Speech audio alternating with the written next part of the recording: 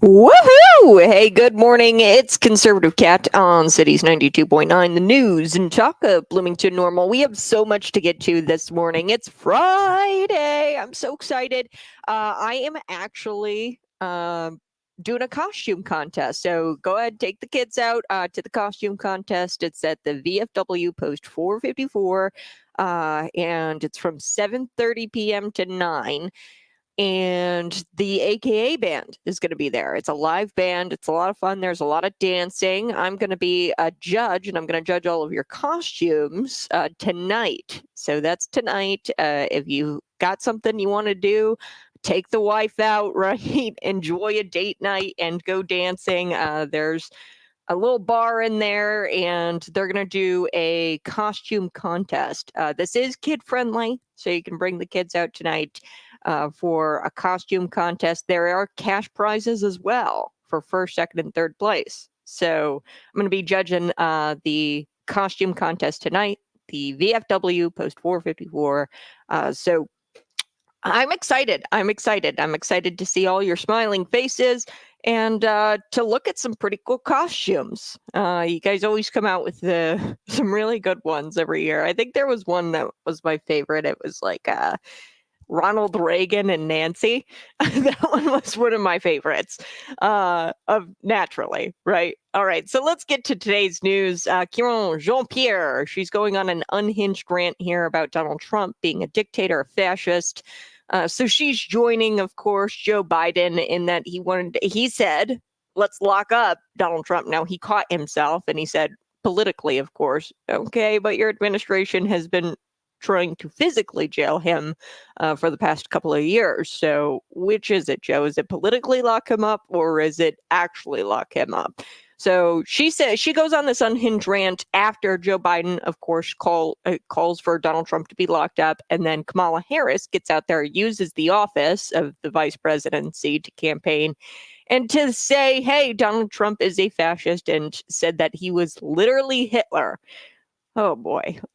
You know what? I've At this point, I'm not like upset, because if this is their, October surprise, or if this is like what they're planning on doing to try to get to the finish line here, I'm so overjoyed by that, because it's just been the same, more of the same. Trump's a dictator, dictator, dictator. They did that in 2016. They did it in 2020.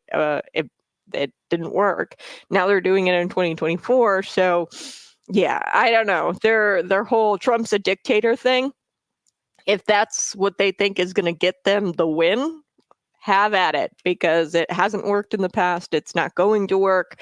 And if this is your, your last attempt at winning, and if this is your campaign strategy, go for it. I do want to talk about Champaign County, the government there, the county government. They're actually spending public funds, i.e. your dollars, taxpayer dollars, advertising for the sales tax hike. So there's a sales tax referendum on their ballot in Champaign County, and you've got the county government spending, here's the headline, at least 62,000 on advertising for this sales tax referendum. They, of course, want you to vote yes. All of the advertisements are, what would you say, positive for the sales tax hike. Now, you and I both know, that doesn't sound right. That kind of sounds like propaganda. The government using your money, your taxpayer funds, to pay for billboards for a referendum that's on the ballot. That doesn't sound right. It kind of sounds like what Unit 5 did, right? It kind of sounds like, they were tabling for the vote yes for the tax increase. And they were tabling out there, and they had like little buttons and everything. So that they were using the school grounds, of course. This vote yes for Unit 5. That PAC was using school grounds to table. And people back then said, hey, this feels like electioneering. This feels like election interference. The government resources are being used to campaign for an issue. And you can't do that. Why? Because that's propaganda by definition. So we're going to get to that here in just a second. Plus, I want to get to voter confidence being shaken due to voting machines malfunctioning across the state. So we're looking at Cook County again, and we're looking at McLean County. A couple of machines malfunctioned, glitched, and now the voter confidence has been shaken. We're going to get to all of that here on Conservative Cat. Be sure to find me on YouTube and on Facebook. Good morning. 309-451-9299. You can always text me. Let's get into it. Okay, many on the left, like I said, they're in crisis mode, and this is their campaign strategy. Trump is Hitler, Trump is Hitler, Trump is Hitler. And they've done this in 2016, 2020, and 2024. Kamala's performance on the campaign trail has been, how do I put this gently, stupid. Her performance is just as stupid as she is. So this should be like a personal problem. Okay, hey, your campaign strategy sucks. Your candidate sucks. This should be a personal problem for the Democrats. But they're trying to make it your problem, and they're trying to push conspiracy theories with more evidence to disprove them than to back it up. Okay, so their conspiracy theory is that Donald Trump is literally Hitler. And it's unclear if the whole pretending Trump is literally Hitler was intended to win swing voters in America. But this tactic, like I have told you, is not it's not bringing the success that Democrats are hoping for. They've done this, and it's an old strategy. It's an old tactic to call Donald Trump a fascist or Hitler or a dictator. That's just such an old tactic that they've pulled out yet again here at the end. Just like, what are we, 12, almost 11 days? I think it's 11 days from the election, something like that. Less than 2 weeks from the election. Now, the left has thrown everything at Donald Trump. They've slandered him into oblivion, really. And the fact that they think pretending Trump is literally Hitler will do anything to move the goalpost here or to get swing voters is pathetic, and it's unserious. Right? If they think that this is going to win them the presidency, there's no helping the Democrats. So you can't lie to voters for 8 years and expect them to believe this propaganda like it's the gospel. Right now, for 8 years, you've been saying that Donald Trump is literally Hitler. Okay, if he was literally Hitler, then we'd all be in concentration camps, and he would have done it when he was in office. He would have, been Hitler. This didn't work in 2016. It may or may not have worked in 2020. I don't think it worked. Obviously, 2020 was stolen. And it's definitely not working now. Definitely not when you look at the polls. It's not working now. People aren't buying into this whole Trump is literally Hitler thing, especially after he was almost assassinated. So while the left is also trying to bring back January 6th, like if anybody cares, January 6th, like I've said several times on this program, and I'll continue to say it, January 6th was a bunch of people in silly hats walking into the Capitol, being ushered in by Capitol Police. And unfortunately, the Capitol Police turned on those individuals, and those individuals had to fight back. Okay, some individuals had to fight back. And that's what January 6th is. But nobody even remotely cares about January 6th. Why? Because only one person died. Nobody went in there with guns. One person died, and that person who died was Ashley Babbitt, and she was a Trump supporter. So the Dems are resorting to this oldie but a goodie, right? According to them, and they're calling Donald Trump a fascist. This is old, but they think it's great. It's not going to win them the swing voters. So on Tuesday, like I said, Joe Biden, he called for Donald Trump to be locked up. And then he goes politically, of course, politically, not actually, as if his administration has not tried to physically lock him up for the past, 4 years? They tried to lock him up during his presidency, too. So it's been a long time where this administration and his buddies have been trying to lock up Donald Trump for quite literally 4 years. So Kamala Harris, she's jumped on the bandwagon. And I want to play this clip for you. She used the office of the vice presidency, right? She used the office of the vice president to project her insecurities on Donald Trump. She knows she's losing, so that's what this is. It's projection of her insecurities. And this is grossly inappropriate because this is the literal definition of fascist propaganda. You're using taxpayer funds, which is the vice president's office, and you are promoting your propaganda. You have no evidence to back this up. This is not informational. Now, of course, the office of the vice president, if she had actual factual information, then she could get out there and use her pulpit, her vice president pulpit, to say things, if she was going to actually say something that had evidence to back it up. But there's no evidence to back up that Donald Trump, in fact, there's way more evidence to disprove that he is a dictator and a fascist. But let's take a listen to this clip here. This is Kamala Harris using the office to project her insecurities on Donald Trump. Let's go. So yesterday, we learned that Donald Trump's former chief of staff, John Kelly, a retired four-star general, confirmed that while Donald Trump was president, he said he wanted generals like Adolf Hitler had. Donald Trump said that because he does not want a military that is loyal to the United States Constitution. He wants a military that is loyal to him. He wants a military who will be loyal to him personally, one that will obey his orders even when he tells them to break the law or abandon their oath to the Constitution of the United States. In just the past week, Donald Trump has repeatedly called his fellow Americans the enemy from within, and even said that he would use the United States military to go after American citizens. And let's be clear about who he considers to be the enemy from within. Anyone who refuses to bend a knee or dares to criticize him would qualify in his mind as the enemy within, like judges, like journalists, like nonpartisan election officials.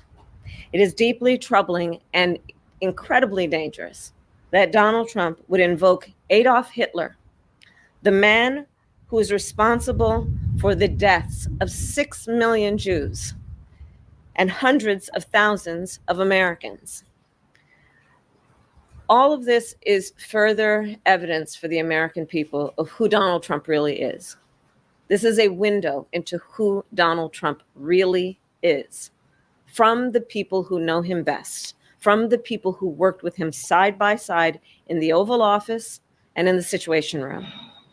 And it is clear from John Kelly's words that Donald Trump is someone who, I quote, certainly falls into the general definition of fascist, who in fact vowed to be a dictator on day one and vowed to use the military as his personal militia to carry out his personal and political vendettas.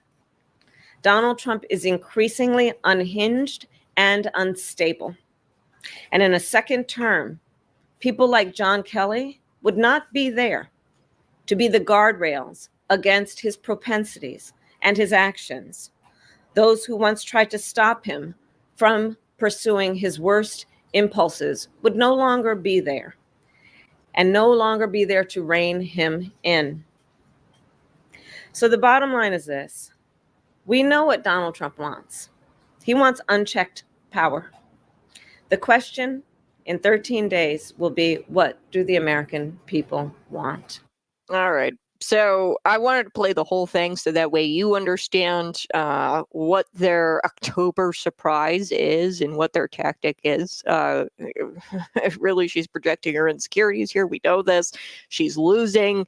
They're freaking out, and they've resorted to the oldie but the goodie that Donald Trump is a fascist. Okay, that hasn't worked since 2016, 2020, 2024. It's not going to work now. So Karine Jean-Pierre, she also seems to have been instructed to have a meltdown about Donald Trump's fascism during a press briefing.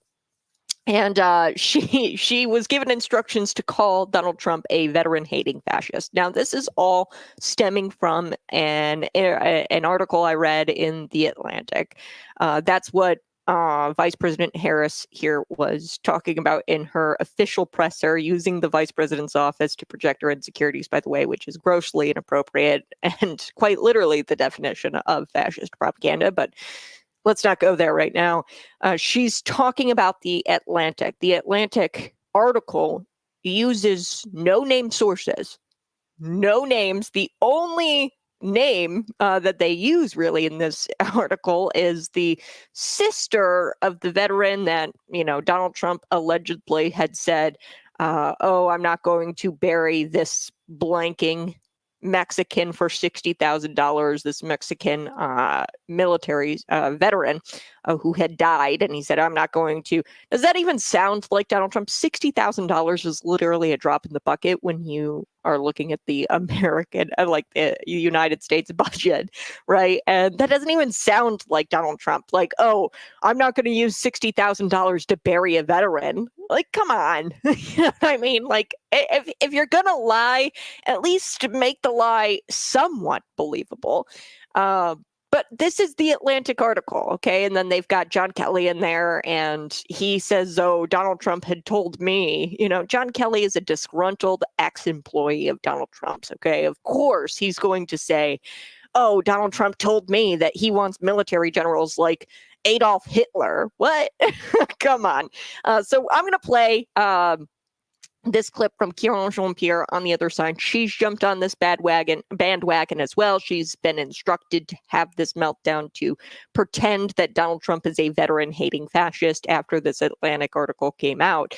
The Atlantic article, by the way, this is a paper that is paid for via Harris donors. So Harris donors are also paying for the Atlantic to exist. Okay, so this is by no means a credible news outlet.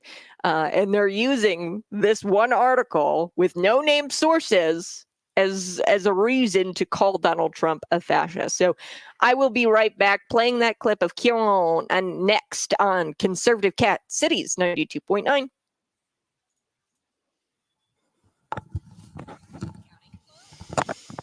I love this. This is such a great comment. Mussolini, Hitler, racist, homophobe, misogynist, xenophobia, all rolled into one. Yes, all rolled into one article. This is the Atlantic article. And like I said, the Atlantic is propped up by Harris donors. Smash that like button if you hate the Atlantic and you love the Conservative Cat Show.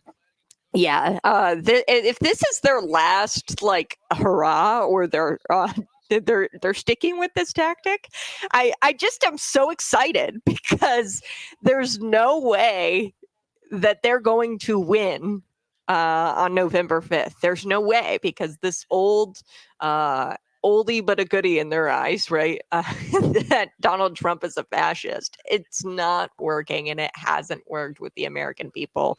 It's just the same over and over and over again. And then they use this Atlantic article, and there's no named sources in it. And then the one source that they do name has come out, the sister, and she has said, this is a hit piece.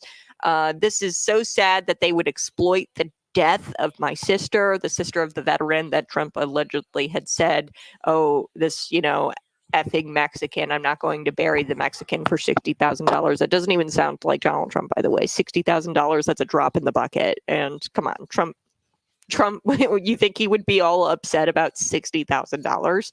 Come on now. The sister has come out and said, Donald Trump was nothing but kind to my family. This is clearly a hit piece. The sister, okay, and this is the only named source really in the article. They named John Kelly, but like I told you, he is a disgruntled employee, and he has everything to gain by lying here, because she said it herself, Kamala Harris. He will be out of a job once Donald Trump gets into office. Okay, so he has everything to gain by lying here about, what Donald Trump had said. Just because he was a advisor or whatever Donald Trump back in the day does not mean that he is a credible source, especially considering that he's a disgruntled ex-employee of Donald Trump's.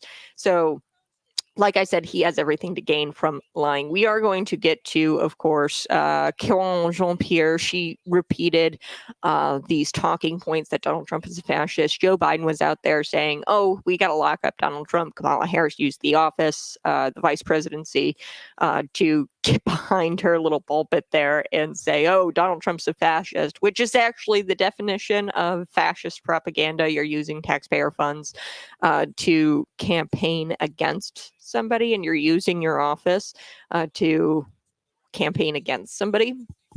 Joe Biden has done this before, where they use the office of the presidency. Now, the presidency is like a little bit different, okay, because the president lives in the White House, so it's kind of hard to get away from the White House scene and, to not use the office of the presidency. But it can be done if you're deliberate about it. And if you don't want to appear as a fascist dictator, you really shouldn't be using your office in any type of way to be campaigning. Clearly, Vice President Harris, it's just so disturbing that she did that. And this happens at a local level. And you need to realize how grossly inappropriate that is, where, she uses the office of the vice presidency and she calls an official press conference as the vice president to campaign against Donald Trump. That's propaganda. Now, you need to know how it's important that you recognize that as propaganda, because I have a story. It's a local story. And this happens across the state. It happens in your communities. It happened with Unit 5, where they were tabling for a tax referendum to increase your taxes for Unit 5. Vote yes for, the Unit 5 tax increase. You guys remember this in the last election. I think it was the municipal election. They put it on the ballot there because they had a higher chance. They tried to put it in the general election ballot, but then they were like, no, or that got voted down. And then they were like, okay, let's bring it back for the municipal election because voter turnout is traditionally lower. And we might be able to shove this thing through and convince people to vote yes for it. So they were tabling at a band concert. So they were using taxpayer resources, which is the building, and they were campaigning for this issue that's on the ballot. You can't do that. Okay. That is against the law. We have laws in place to stop election interference and stop propaganda, which is what that is. So we're going to be chatting about that as well this hour. So keep it right here.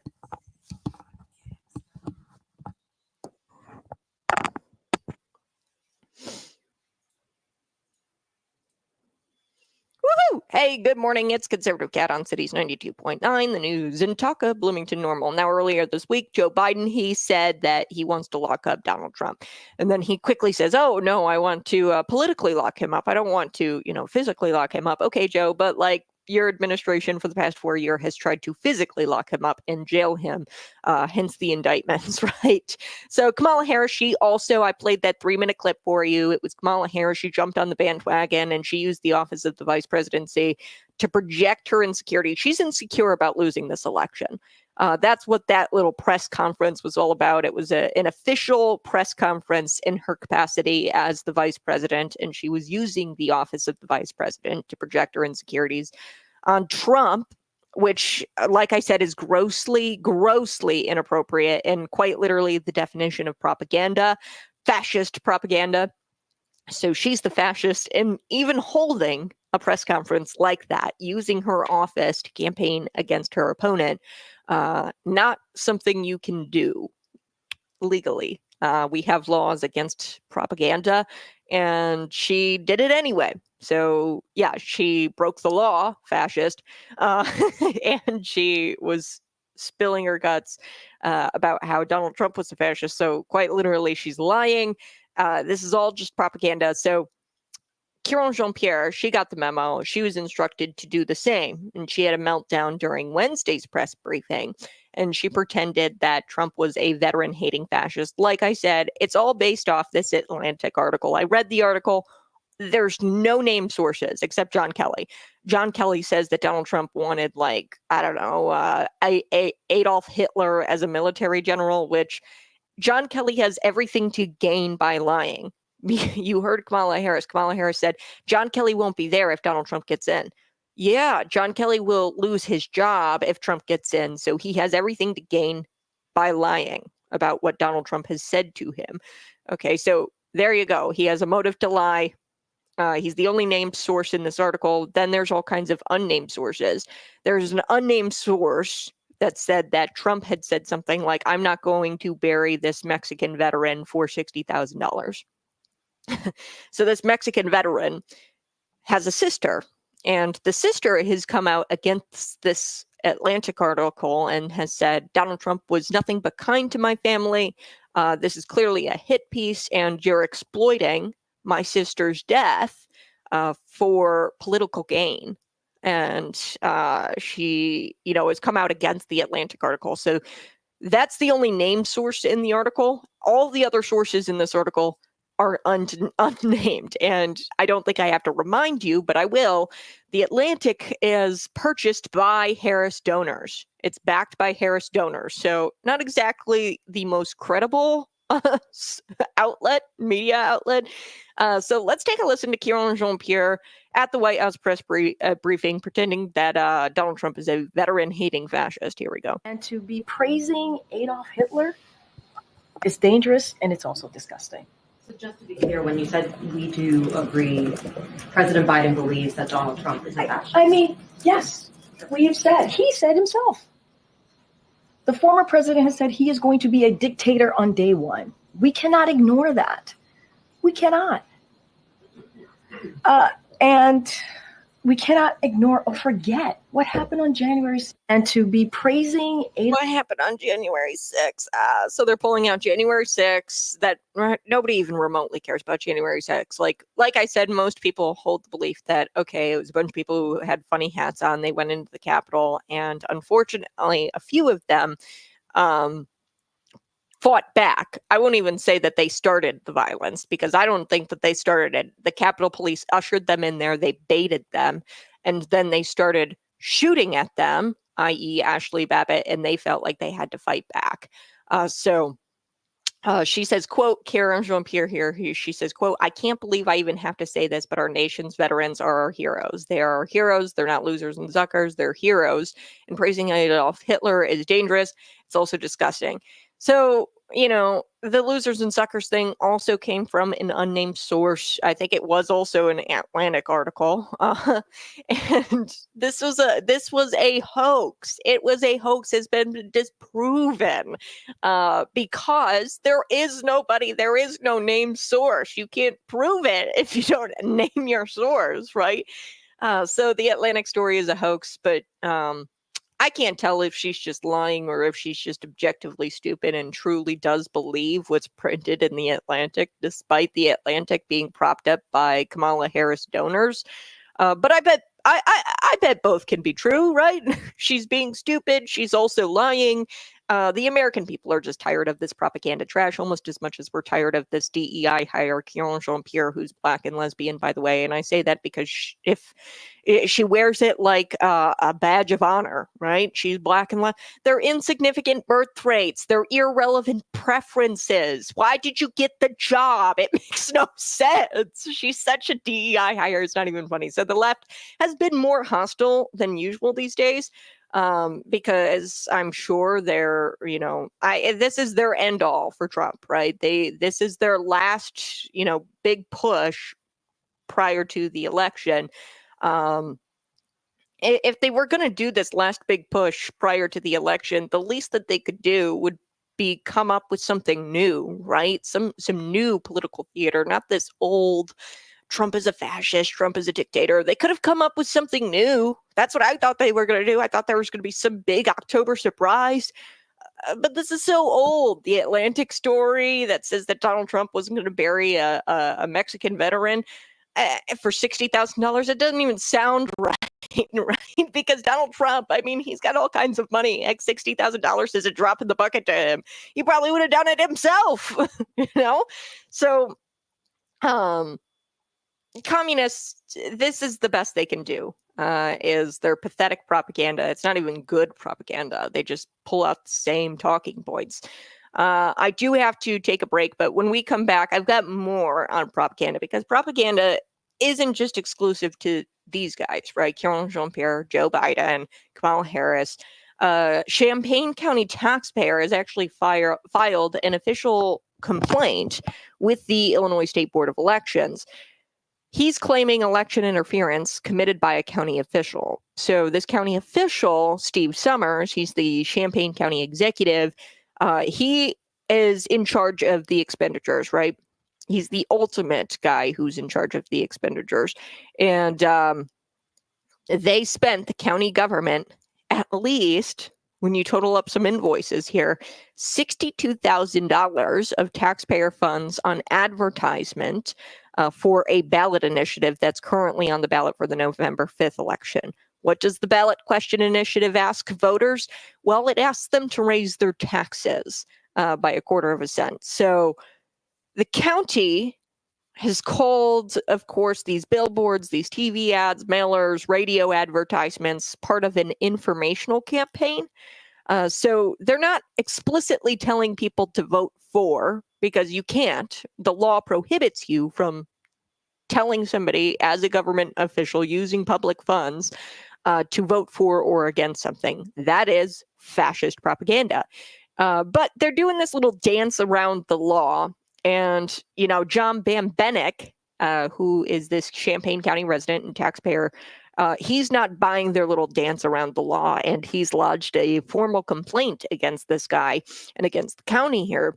Well, against the guy in his official capacity. So the county is responsible for this, but this guy is the ultimate decision maker in the expenditures, using taxpayer funds for billboards. I mean, come on.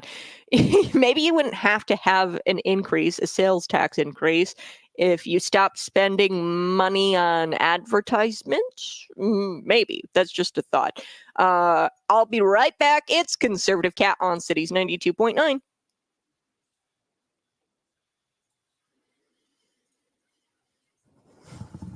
Yes, Andrea, you are so correct. Smash that like button if you love the Conservative Cat Show. When we come back, we are going to be talking about Champaign County and how they also participate in fascist propaganda as well.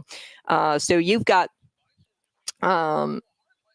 Champaign County official, the ultimate decision maker in these expenditures.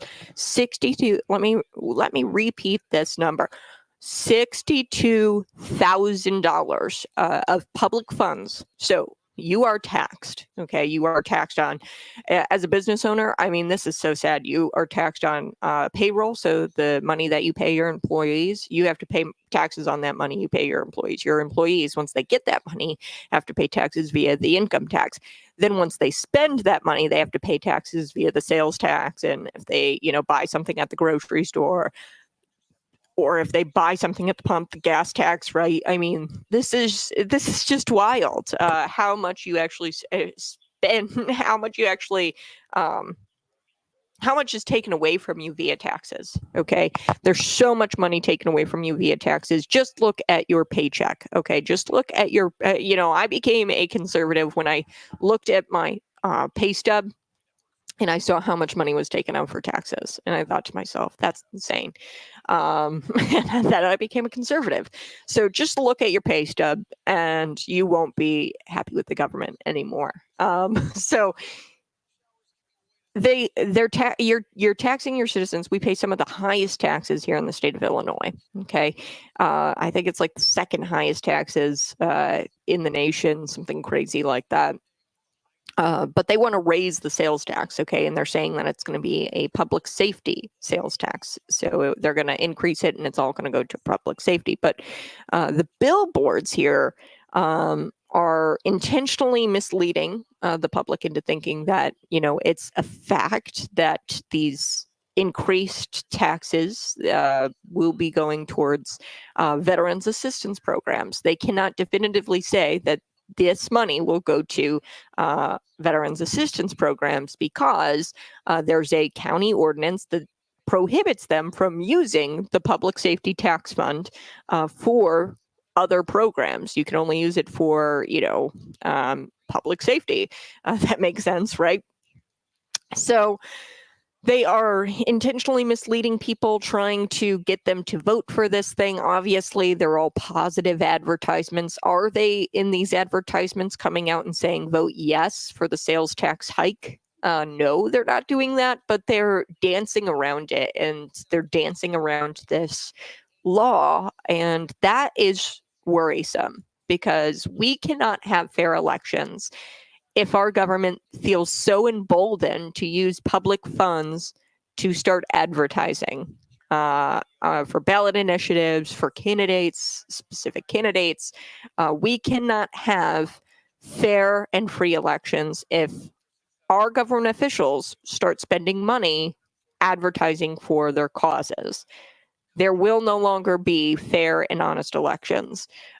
There are laws prohibiting government from doing that, from campaigning for a specific issue and advocating for a specific issue or specific candidate. You can't do that. Now you can launch informational campaigns, which, I mean, if you are a good steward of the taxpayer dollar, I wouldn't, if I was in some sort of government role, I would not spend money on advertising with taxpayer funds on informational campaigns. I just wouldn't do it because there's other things like, I don't know, basic infrastructure that we have to protect, the roads, public safety, things like that. And to use your funding towards something like advertising, unlike, a business, which I would tell a business, you never want to get rid of your advertising because you have to get people into your door to purchase a goods or service, right? And the only way you do that is through advertising. Unlike a private business, the private sector, the government doesn't produce a good or service. They're literally just there. Their goods and services kind of suck, and we don't really get out what we put in. Okay, everybody else gets, you don't get out what you put in. Joe Schmo down the street who doesn't pay, or who doesn't pay as much into the system, he probably reaps way more benefits from the government than you ever would. So that's how government is designed. It's not a direct exchange of goods. So to be advertising doesn't really make a whole lot of sense because they're not a business and they don't produce anything.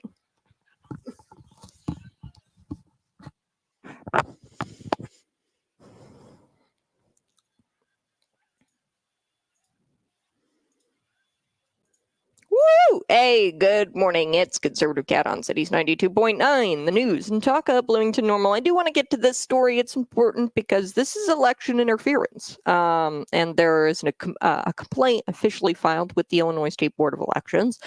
Champaign County taxpayer, his name is John Bembenek, and he's a Champaign County resident. And he said, I'm sick and tired of this little dance that the county is playing here with the law. And I'm going to lodge a formal complaint against Steve Summers, the Champaign County executive, because he is the ultimate decider over the expenditures here. Okay. He's, it all stops with him. Okay. So there have been several invoices that I've looked at, and according to John Bembenek, $62,000 of public funds have been spent on advertising for a ballot initiative. Okay, so this is the sales tax hike. There is a question before the voters in Champaign County to raise their sales tax by 1/4 cent, and it's going to go towards the public safety fund. Okay, so they're calling it a public safety sales tax hike increase. So the county has called these billboards that they've purchased, the mailers that they've purchased, and the radio ads a part of an informational campaign. Okay, so here's a quote from John Bembenek. He says, quote, The county state's attorney, this is Julia Reitz, her argument is as long as they don't use the words vote for or against the referendum, then it's okay.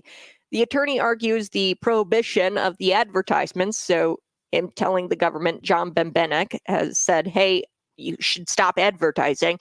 The state's attorney there in Cook County or in Champaign County argues that the prohibition of the advertisements by the county government, paid for by the county government, is unconstitutional.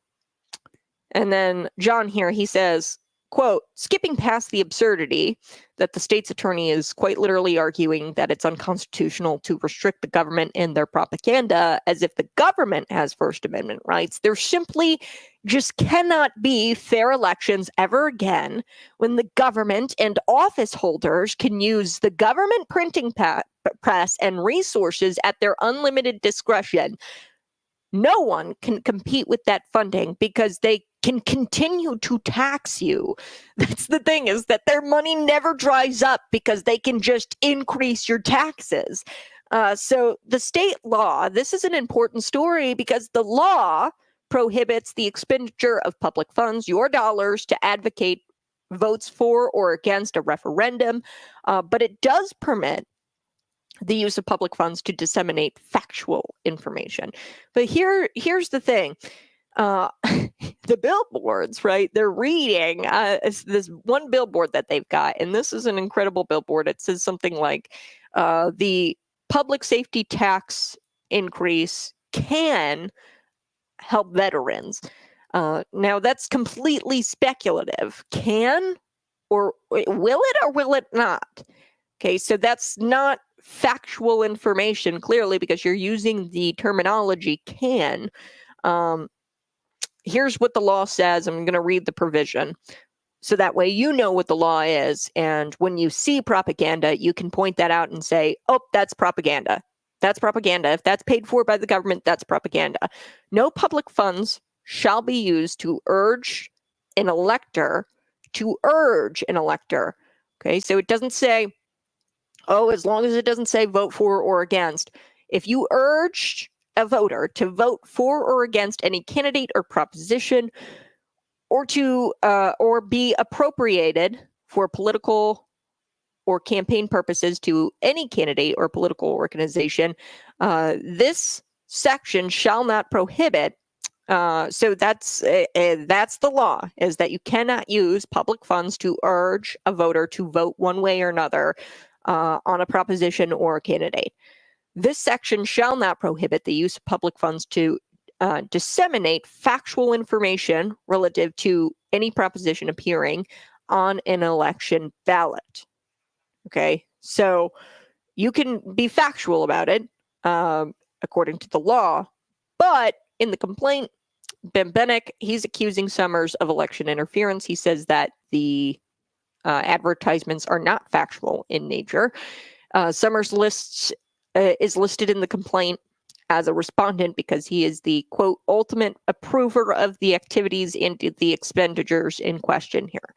So they're using the sales tax hike, or they're saying, the government is saying that the sales tax hike could help the public defender's office. It could hire more deputies. This is the nature of their ads, right? Oh, the sales tax could help the public defender's office. It could hire more deputies. It could help veterans assistance programs, which is getting into what they're that's exactly what you're not supposed to do.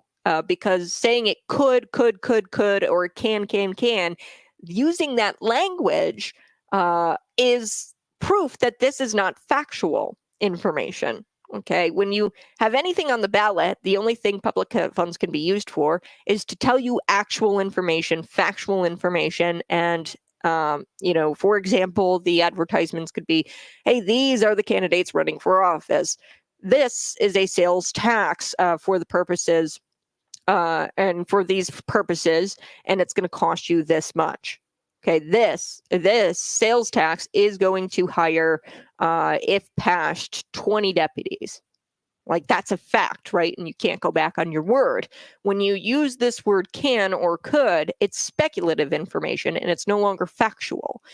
So essentially, the government funded propaganda here, that's what this is. It's speculative information. And, they're choosing the most influential speculative information, and they're trying to urge voters to vote a certain way, saying it's going to go towards more deputies, saying that it could go towards, they're not even saying definitively that it could go towards more deputies. They're just saying it can, it might. Who knows? Right? I mean, that's not factual. Like, come on. I do have to take a quick break, but we're going to be back with this story and we're going to wrap it up. I've got more ahead on Conservative Cat.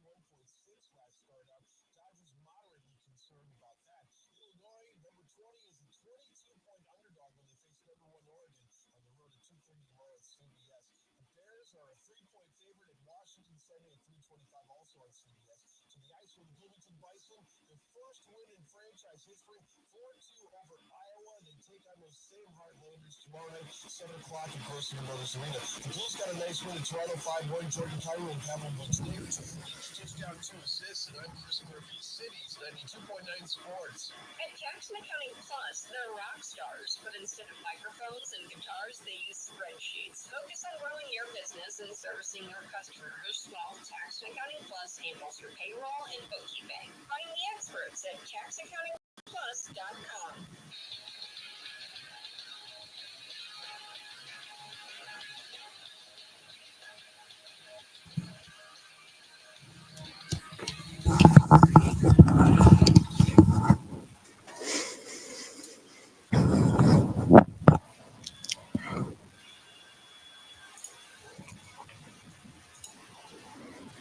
Woo!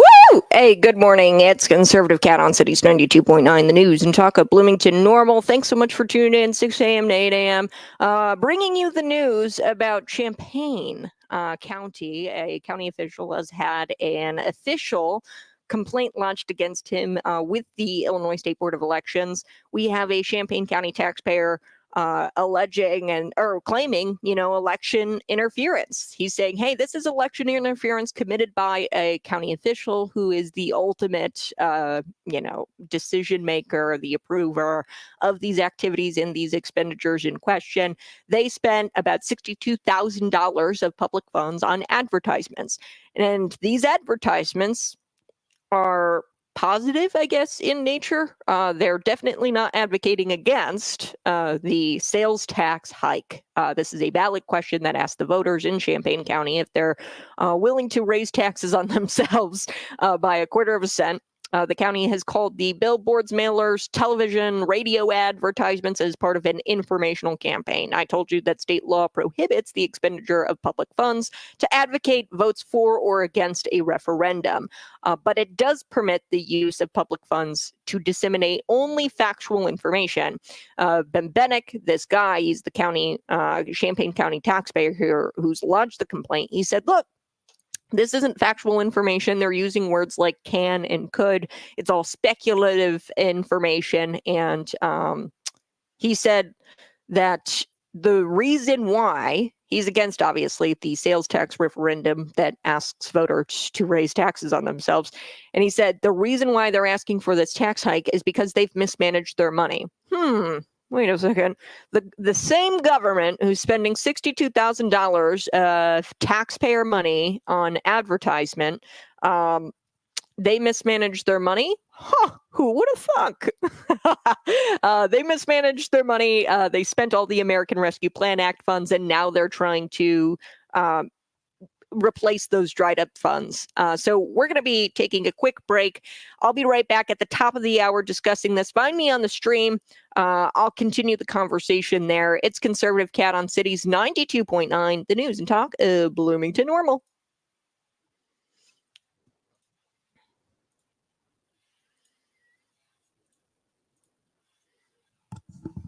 All right, folks, I'm going to grab a quick cup of coffee and I'll be right back. We're going to jump right into this story. And I also want to talk about voter confidence being shaken because of some voting machine malfunctions. I'll be right back.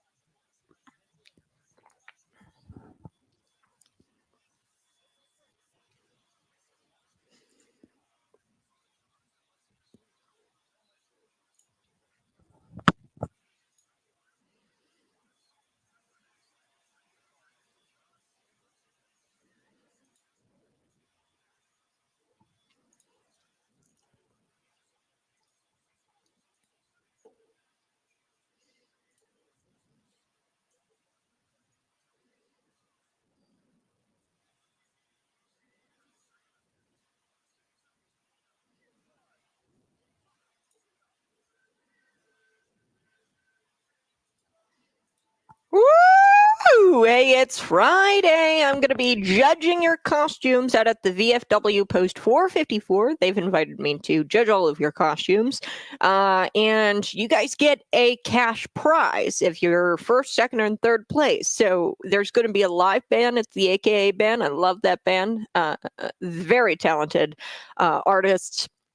Plus, it's just a great time to dance, right? Get the kids out. It's a cheap way to get the kids out and to have some fun. Plus, you could come into some cash, right? If your costume's good enough, right? And I'll be judging your costumes tonight at the VFW at 7:30, 7:30 from 9 o'clock or to 9 o'clock. So I'll be there. I'm very excited.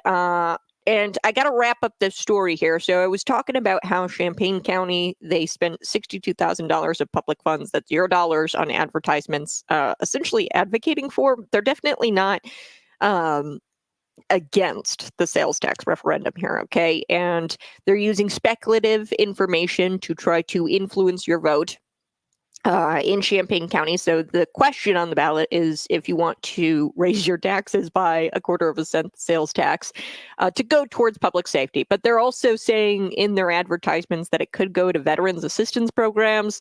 But there's an ordinance, a county ordinance that says that you can't use the public safety taxes, that tax fund towards things like veterans assistance programs. So it's wild. Really what it is, it's government propaganda. And before I took the break, I was telling you about John Benbenek. He lodged, of course, an official complaint about these advertisements using taxpayer funds to advertise for the sales tax referendum. He lodged an official complaint against a Champaign County official. He's the county executive, that's Steve Summers. He said, look, they've mismanaged their money. That's why they're asking for an increase, a sales tax increase. They've mismanaged their money. The county they've mismanaged their money. Who could have thought that? They're spending $62,000 of taxpayer funds on advertising. I love when it doesn't make a whole lot of sense for government to advertise. I'm going to be honest with you. Like that, because they don't create anything. There's no goods, there's no services, there's no what government is, the public sector, what it is, you pay into a system and you don't necessarily get what you put into it. Okay, it's communism, essentially. You pay taxes and your goods and services usually are pretty crappy. I'm going to be honest with you. Have you ever had a great experience using government services? Probably not. Probably 9 times out of 10. Maybe you get like 1 out of 10 times you've used government services. You've had a great experience. Most people I talk to, they don't have that great of an experience, and they definitely don't get out what they put in a lot of the time. So because it's designed that way. So there's no goods and services. You don't rely on, because they take it from you. You don't rely on people spending money with you, and you don't have to entice people to spend money with you because they take your money and they can just decide when they want to take more of your money. Okay, they don't really need to advertise the government, right? They can just decide to take more of your money whenever they want, really. For example, Dave Kaler, I've talked about this several times. He expanded the tax base for McLean County, or for the Bloomington Normal Airport Authority, to include all of McLean County. That's raising your taxes if you live in rural areas around Bloomington Normal. And you didn't have to go to referendum for that, right? He subverted the law and circumvented really the law that says that you have to go to referendum for things like that.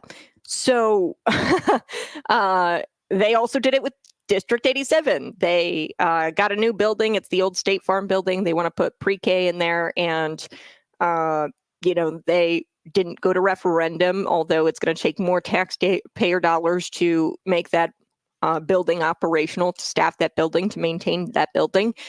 It also takes that building out of the revenue, right? The property taxes, because you don't have to pay property taxes, to yourself. So it takes it out of the property taxes.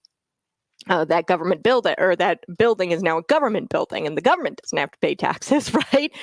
So they didn't bring that to referendum. Why? Because Dave Kaler He circumvented that law again, where he had to go to referendum. So, like I said, the government doesn't need your permission to raise your taxes. I.e., you've got Champaign County now advertising to raise your taxes and trying to convince you via the propaganda, the public fund propaganda, taxpayer funded propaganda, to vote for this thing. So another part of this Champaign County sales tax propaganda thing, the complaint points to a county ordinance that actually requires the county to conduct a bidding process. This is why your taxes are so high. It's because the government doesn't do a proper bidding process. At all levels, the state level, the county level, usually they just give jobs to people that are their friends. So the expenditures exceeded $10,000. And when your expenditures exceed $10,000, you have to do a bidding process. The mailers themselves exceeded $22,000. And all this $22,000 went to one company. I looked at the invoices, went to one company. So they should have done a bidding process. Hey, even if you want to say that this is an informational campaign, which good luck.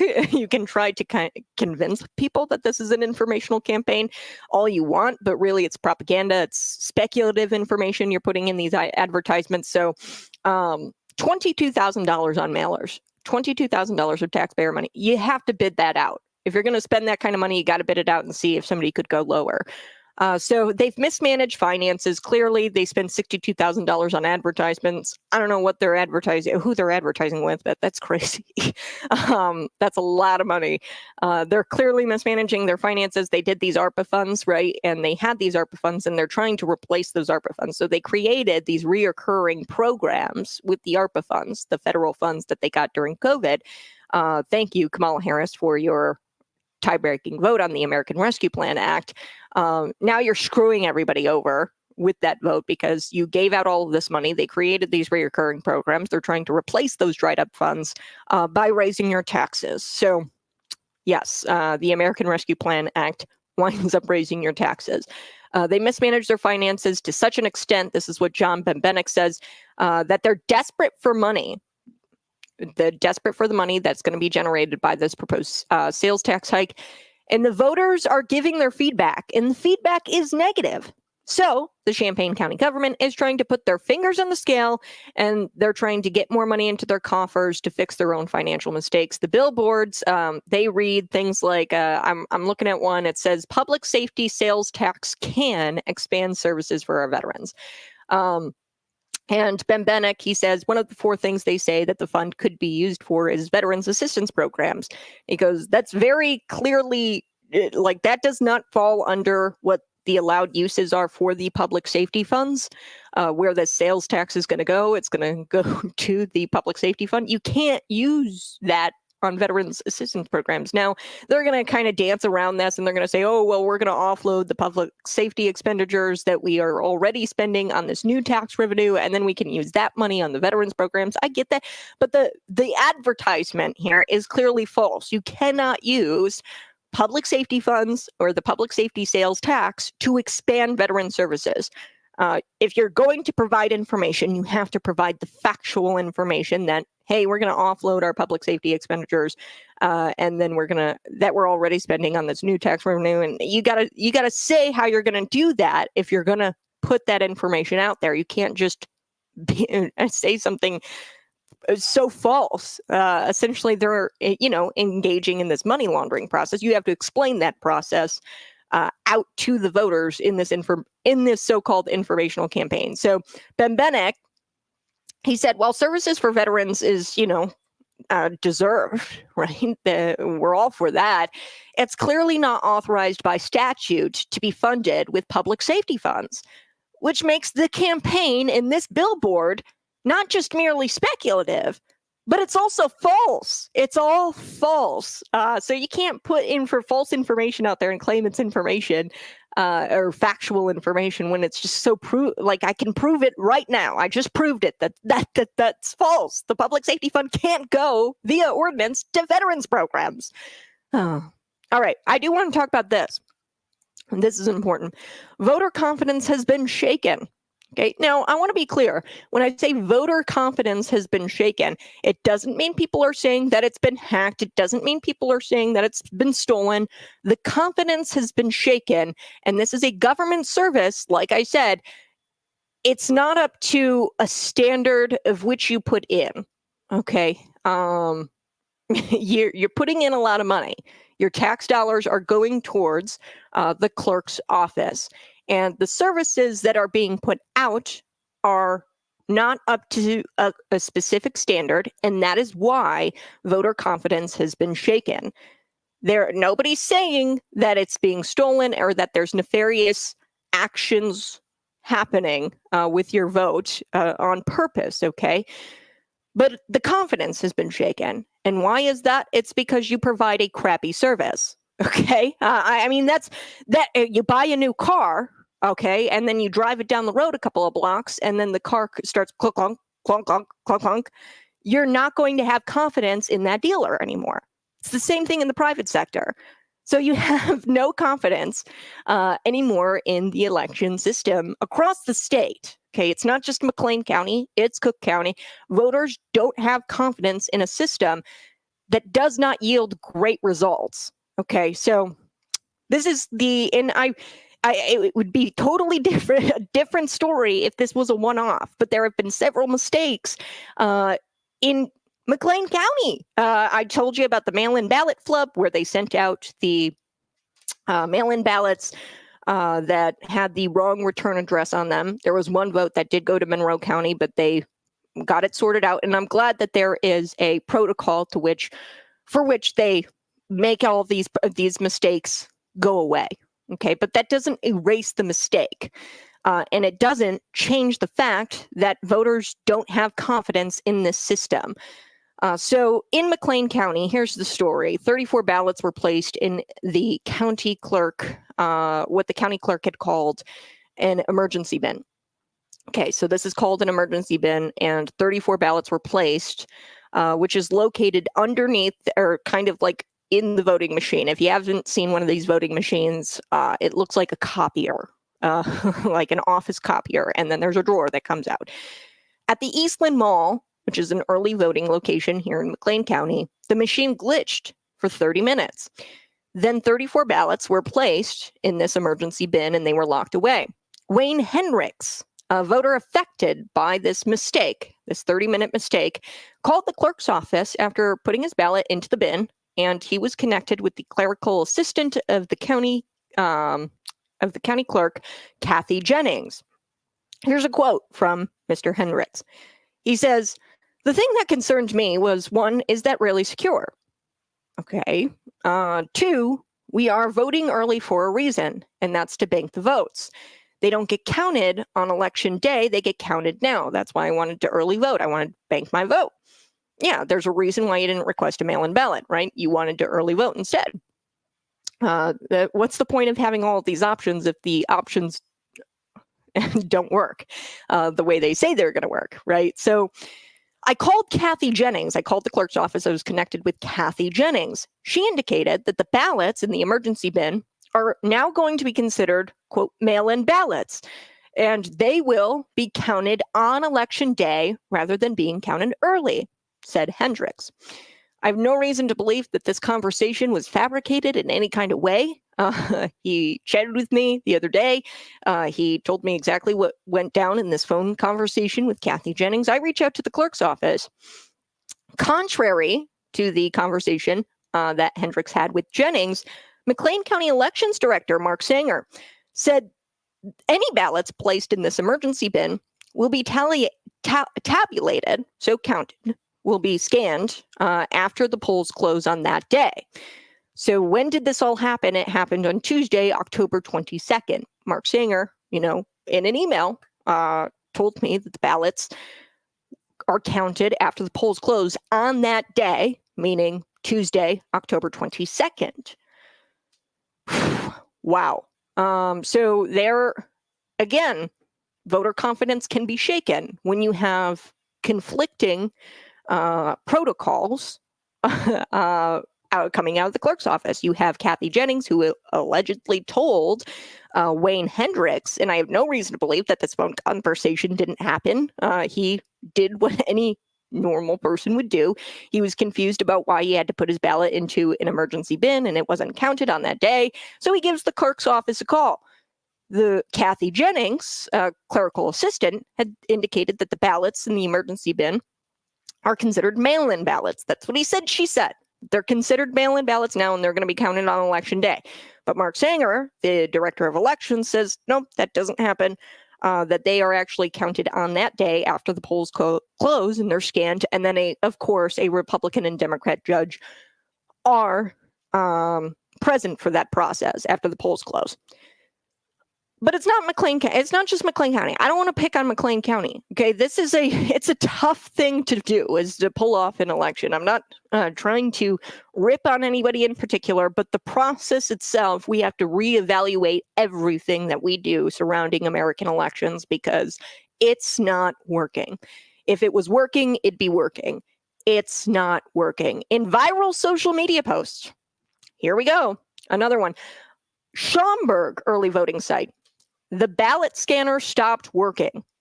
And I'm going to be back with that story here next. You're listening to Conservative Cat on Cities 92.9, the news and talk of Bloomington Normal.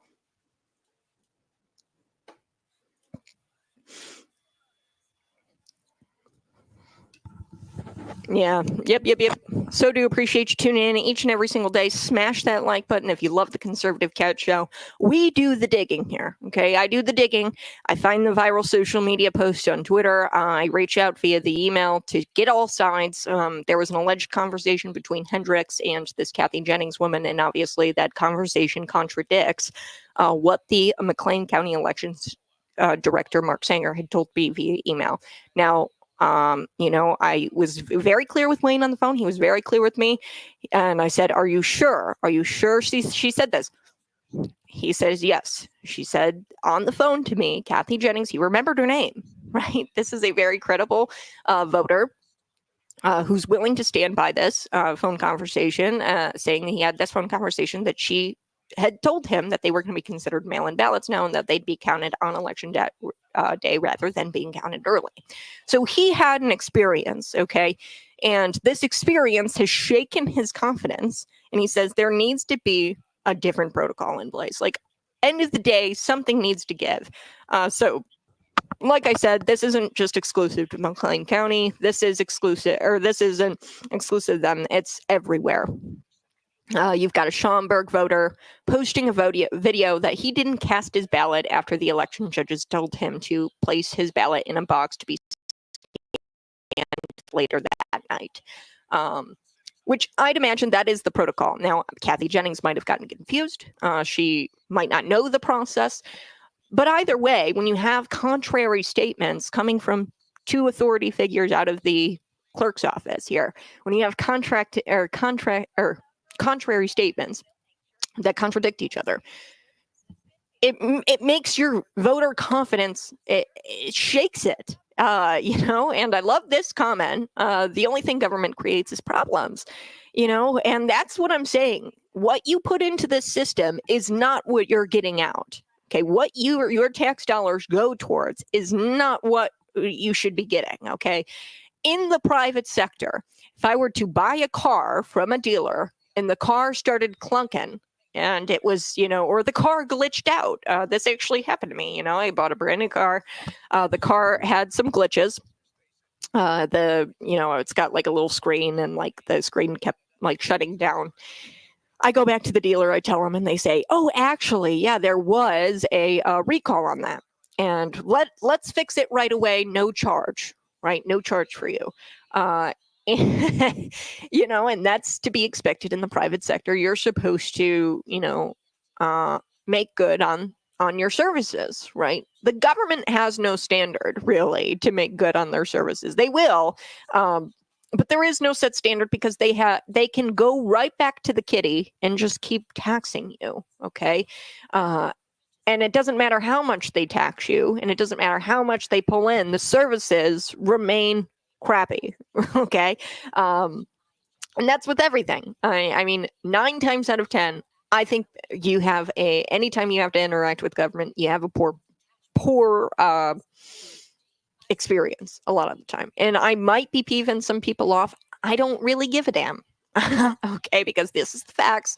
And the reason why you're tuned into this program is because I will not be bought off. I will not bend the knee to the government. That's why you tune into this program, because you understand that I'm not going to be bought off by the government. I'm not going to be propaganda. I'm not going to bend the knee to people in town. I won't do it. Why? Because I care about the listener. I care about your experiences. I care about the Wayne Hendricks of the world. I work for Wayne Hendricks. I don't work for the clerk's office. I don't work for them. I work for the Wayne Hendricks of the world. I work for the Bryans of the world. I remember the Obama administration advertised a billboard campaign to get people to sign up for food stamps. Weird.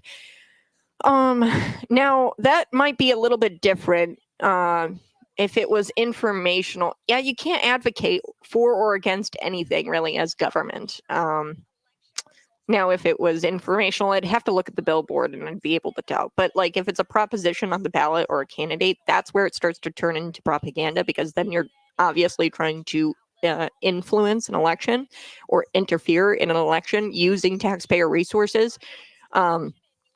Now, of course, the administration, if he was like in the presidency and he was putting out this informational billboard, right, to sign up for food stamps, then you can't really like say anything about that because it's not on the ballot. But I'd have to look at the billboard. I don't know. But yeah, Brian, you're on the right track, 100%. Yeah, and like you're not a great steward of the taxpayer dollar, right? If you're advertising for silly things like that, that's kind of silly. You know, because like I said, these people, the whole point of advertising is to get people in your door to spend more money. But here's the thing about the government. They don't have to do that because they can just take your money. You don't have to spend it. You don't have to actively say, oh, here's my money. They can just do it. So advertising is kind of silly when the government does it, just in general.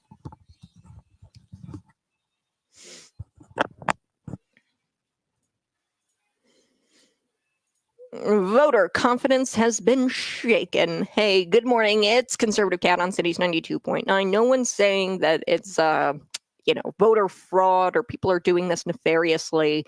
But the point is that voters aren't getting the services that they pay taxes for. And unfortunately, the taxpayer has no say in how much in taxes is taken away from them.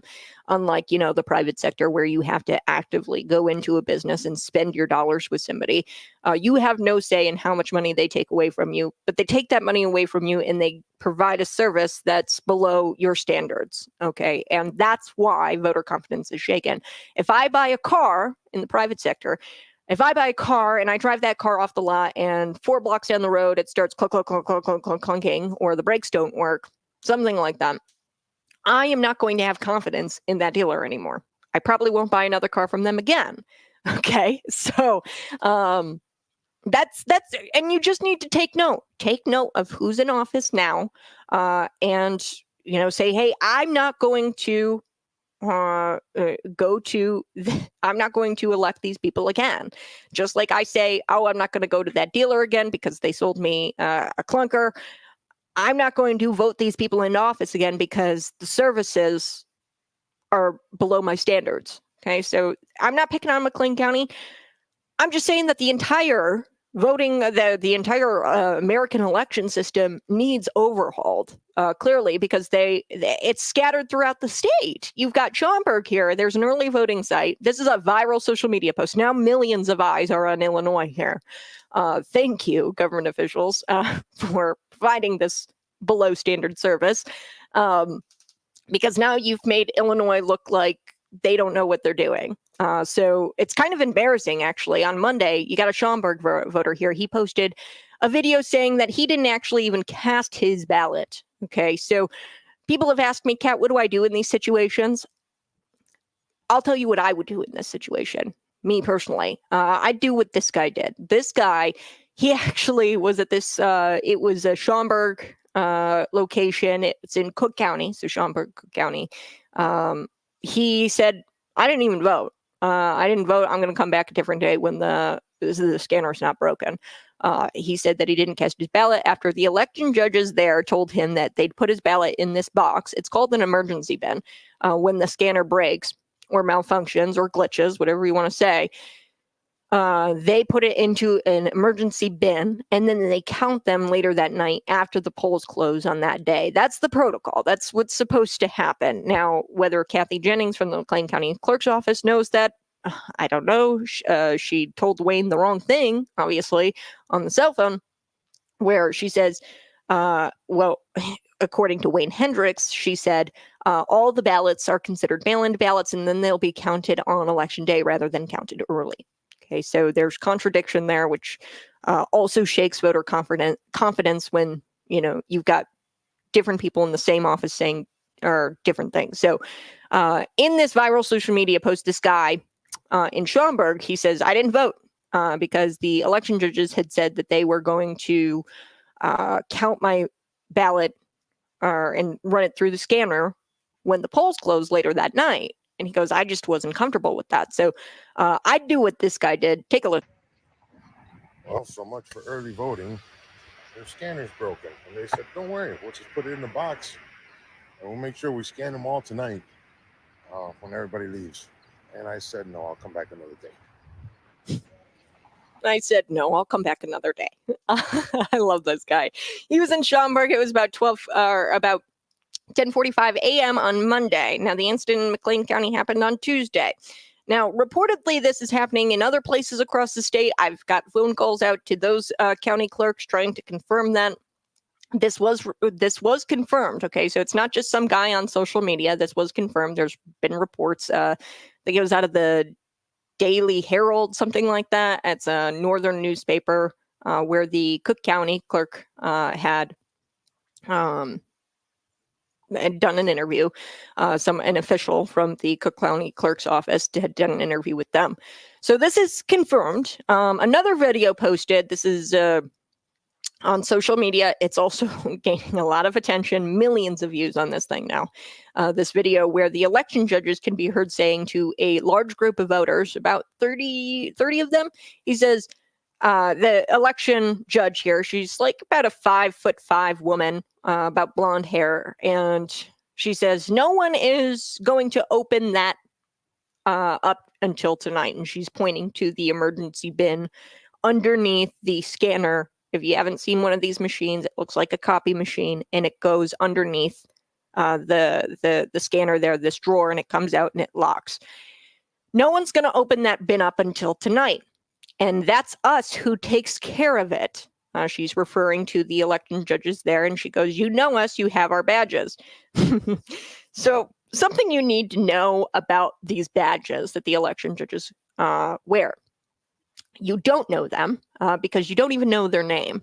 Okay, so according to state law, and this is how they've baked it into the cake, okay, where you don't know your election judges, you don't even know their name, not even their first name, because on their badges is a letter. It's a designated letter, A, B, C, or D, election judge. Okay, now they are supposed to initial your ballot with their name, with their actual initials, but you don't know them, you know, and her saying this in this viral video, this election judge, short blonde hair, short woman, shouting at these groups of voters outside of this Schaumburg early voting site. She says, you know us. No, we don't. I don't know anything about you. Your badge has a letter on it.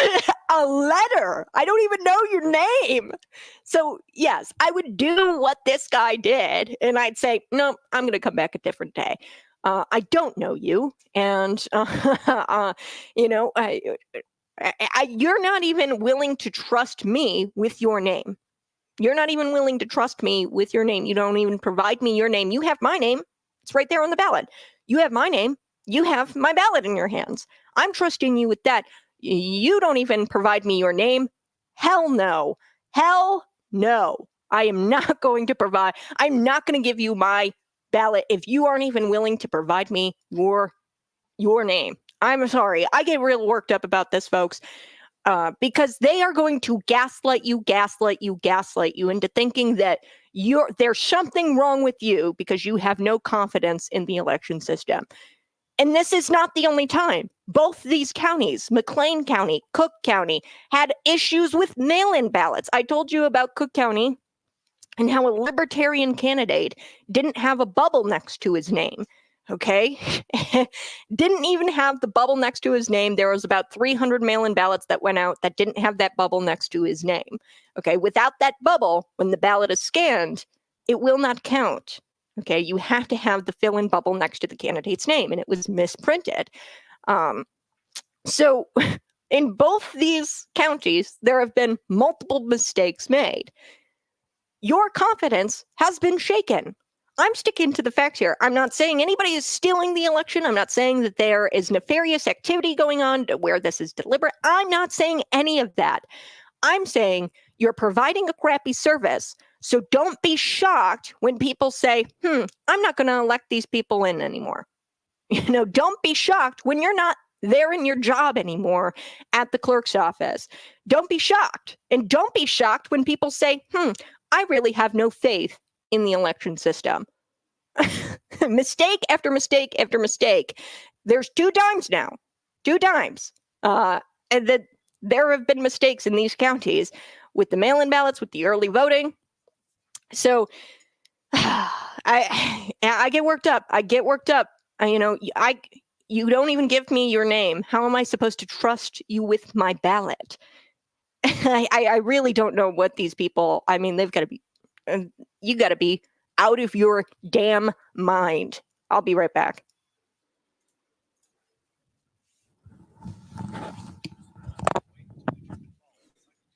Just to be clear, who are you supporting in the presidential race? I think it's pretty clear, Donald J. Trump. But with this story, it affects all parties, right? The libertarian candidate, right? You've got the libertarian candidate. He was running in the circuit clerk's office. And he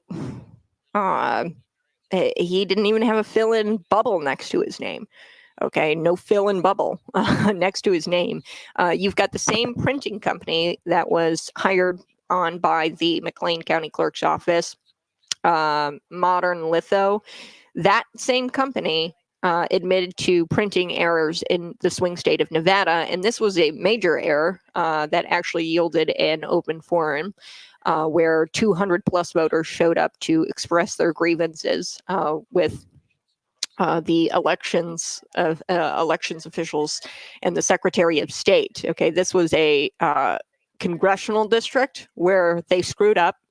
And they had a Republican candidate and a Democrat candidate listed. However, the Democrat candidate wasn't actually a Democrat. The Democrat candidate was an independent. Okay, and you might not think that that's a big screw up. It is. This is a red area where this congressional district is. This is an incumbent Republican. The people are upset with this Republican. Some voters are upset with this Republican and this Republican's performance in that district. And they don't want to vote a Democrat in. They want a different Republican. But she won the primary. So instead of running as a Republican, she ran as an independent. Okay, but when you have that word Democrat in front of your name, you're going to turn off your Republican voter just naturally, right? If you are a registered Republican, you're going to, just vote straight R's down the ballot. Except for this race, you're going to vote independent. But unfortunately, due to a printing error, same company, by the way, hired by McLean County, due to a printing error, they named her as a Democrat. And this affected thousands of ballots, thousands of vote by mail ballots. So, like I said, mistakes across the state, across the country. And these aren't just, we'll fix it, we'll remedy it. You can do that, sure. But there's consequences to making mistakes, right? Just like with my car. My dealer fixed the car. And didn't charge me for it, which helped. But I still have a lack of confidence in this car, and I am constantly making sure that the screen is working. And if it were to not work, I'd bring it right back in. When you make mistakes, there's consequences to those mistakes, and the consequence here is that there is a shake in confidence, or the confidence of the voter. You no longer have the confidence of the voter anymore, and you just have to deal with that. Okay, so to say that, oh, they're crazy or they're conspiracy theorist or it's disinformation is just an outright lie, and it's disingenuous, and it's disgusting, quite frankly, because that tells me that you don't understand how mistakes work and how consequences happen when you make mistakes. That tells me that you are a terrible human being if you don't understand that voter confidence is going to be shaken after you've made several mistakes. I mean, I don't know how much clearer I could be. Smash that like button, share this out with your friends. When we come back, I do have another story for you. It is a local story. It's about some Illinois races being funded by dark money group called the Local Jobs and Economic Development Fund, which is apparently based in Delaware. We've got a lot to get to today. A lot to get to. We'll be right back in just a minute. Don't go anywhere. Smash that like button. I see you got to smash it. You got to smash the like button and share this out with your friends.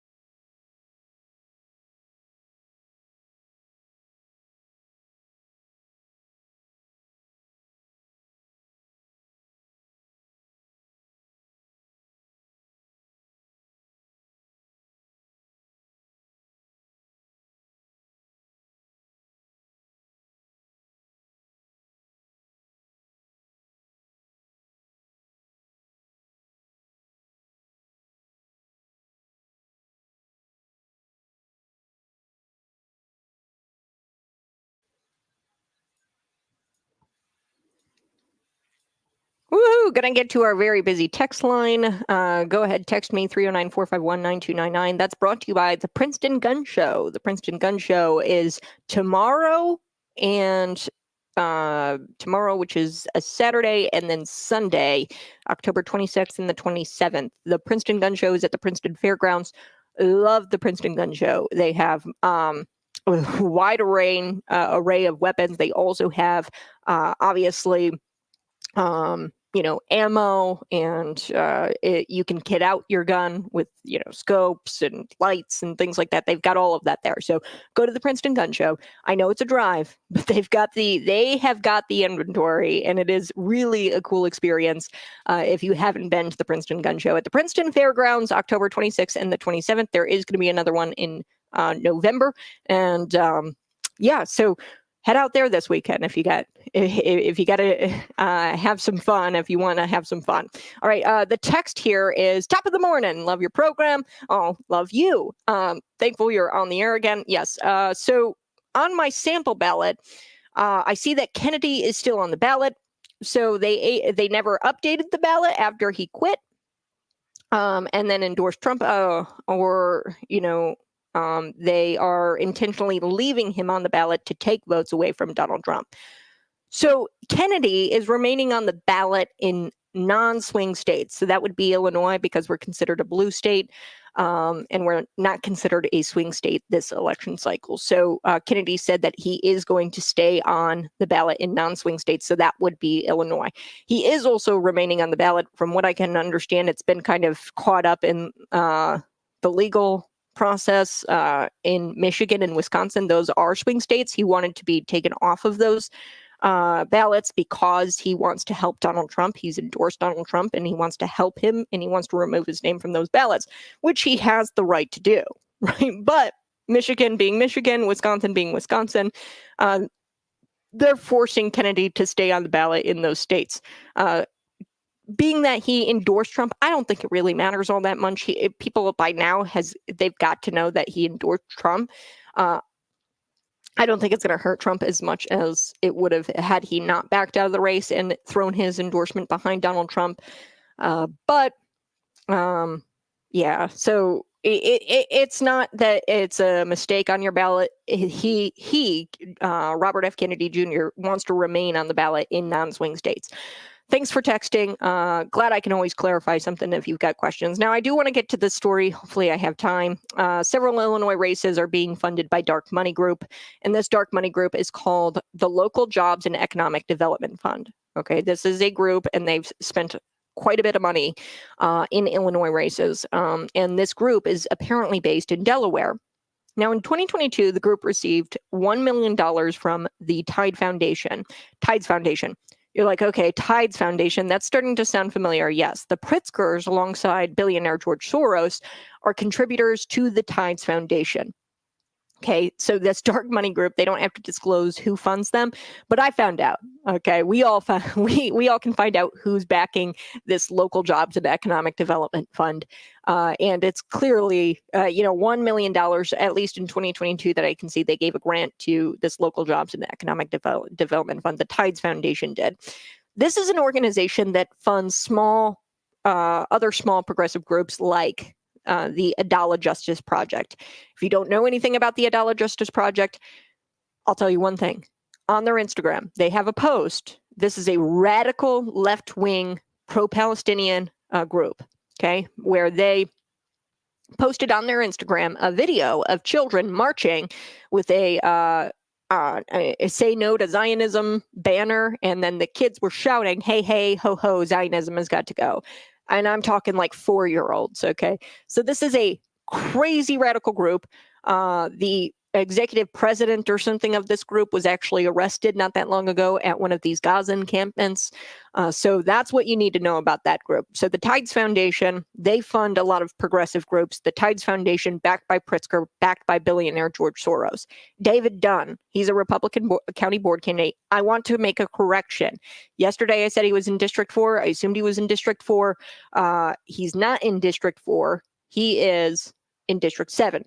Okay, he's running in District 7. In District 4, you've got Jerry Klinkner, and then you've also got Jim Rogel.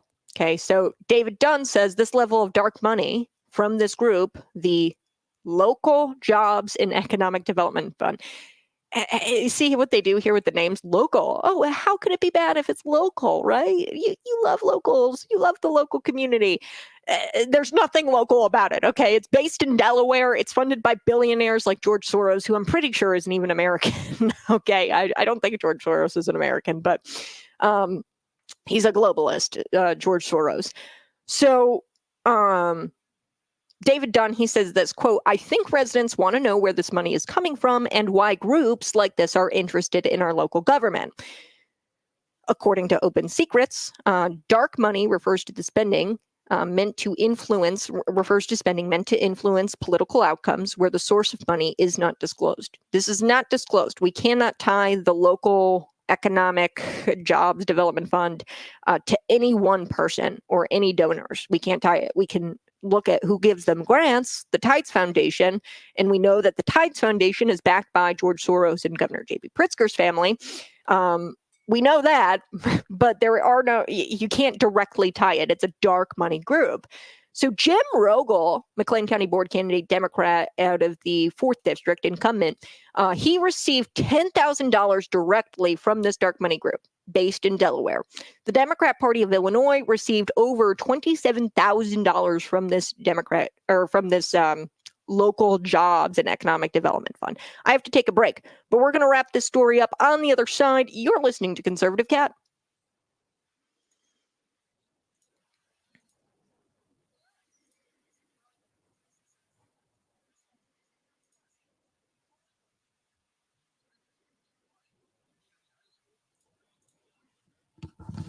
Hey, go ahead and smash that like button. We do the digging so you don't have to. A Hungarian Jew. Okay, yeah, I don't think he was American. He definitely doesn't sound like he's an American, right? So he's backing your local candidates. Does that really give you a whole lot of faith in your local candidates or even your, the elections? I mean, what the hell is that? You've got billionaires like George Soros backing a McLean County board member. That's really weird. Talk about weird. That's weird. Really, really weird.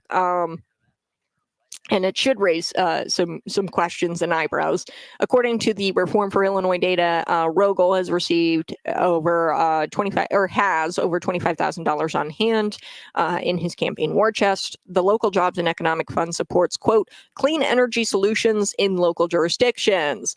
So the carbon pipeline projects, the wind farms, the solar farms. I don't like to call them wind farms and solar farms. They don't really produce anything. Solar plants and wind plants. Yeah. So this is a dark money group, and they've contributed to Whiteside County, Sangamon County, McLean County, Will County, DeKalb County Democratic Central Committees. There's one other candidate that this group has directly this election cycle funded, not as much as Jim Rogel, but you've got Jennifer Bertino Tarrant. So the group directly contributed to her. I think it was like $2,700 or something. She is the incumbent Will County executive. Challenging her is Charles Mayer, who said that, look, it's an uphill battle to face off with a candidate who has deep pockets. So yeah, we're going to get to all of this. This is actually quite incredible, this stuff, where you've got big money in local elections. And it should concern you, I love how candidates, say, oh, the friends and neighbors of said candidate, the friends and neighbors of James Rogel or Jim Rogel.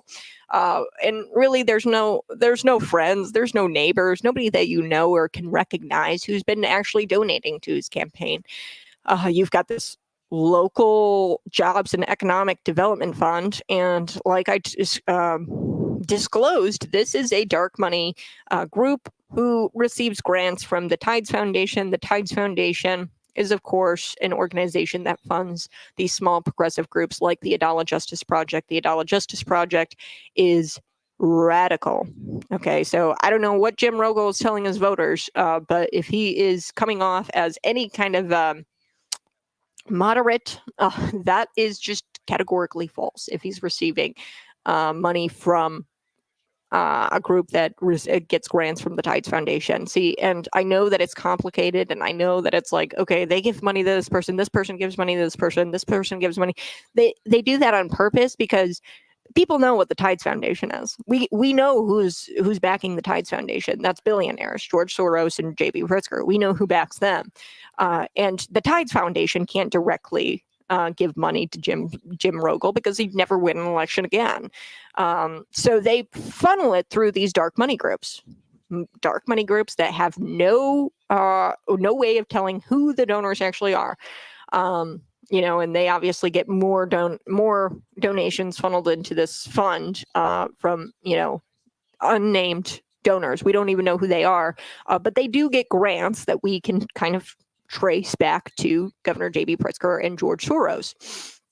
So yeah, this is a big deal. We'll be right back. It's Conservative Cat.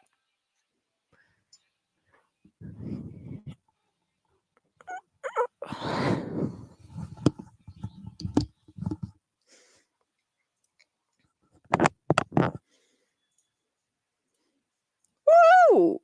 Hey, good morning. It's Conservative Cat on Cities 92.9, the news and talk of Bloomington Normal. So do appreciate you tuning in each and every single morning. It's Friday. Before we took the break, I was telling you about the local jobs and economic development fund. James Rogel, Jim Rogel. I don't know what he's telling his voters. If he's telling them that he's a moderate, that's just false because he's receiving dark money from this dark money group. This is the local jobs and economic development fund. They received a 2022 grant from the Tides Foundation. So that's all you really need to know. It's a $1 million grant that they received in 2022. The Tides Foundation is backed by Governor J.B. Pritzker and George Soros. These are billionaires. Somebody texted in, they said George Soros is a Hungarian Jew. I did not know that. He's not an American. Okay, so there you have it. When they say, oh, the friends of Jim Rogel or the neighbors of Jim Rogel are contributing to his campaign, that's so wrong. Now, this group has it contributed to candidates. They've also contributed to the Whiteside County Democratic Central Committee, Sangamon County, McLean County, Will County, DeKalb County, Democratic Central Committees. They've spent a lot of money in local elections. This local jobs and economic development fund, like I said, dark money. There's one other candidate that has received this money directly. Jim is one of the only candidates who have received money from this dark money group directly. Lots of times they just contribute to the Democratic Central Committees, and then from there, the Democratic Central Committee obviously gives to their candidates. But this is a direct tie to this dark money group that Jim Rogel has. Also receiving money directly is Jennifer Bertino Tarrant. She is the incumbent Will County executive. Challenging her is Charles Mayer, who said it's an uphill battle to face off with a candidate who has deep pockets like this. With people, I mean, you're a McLean County board member, right, or board candidate, okay, and you're Jerry Klinkner, right? And I don't even know. I didn't look up. I'm sure it's not even, David Dunn, for reference. He's got $25,000. David Dunn has $7,000. In his war chest. When you are a candidate, how do you go up against George Soros?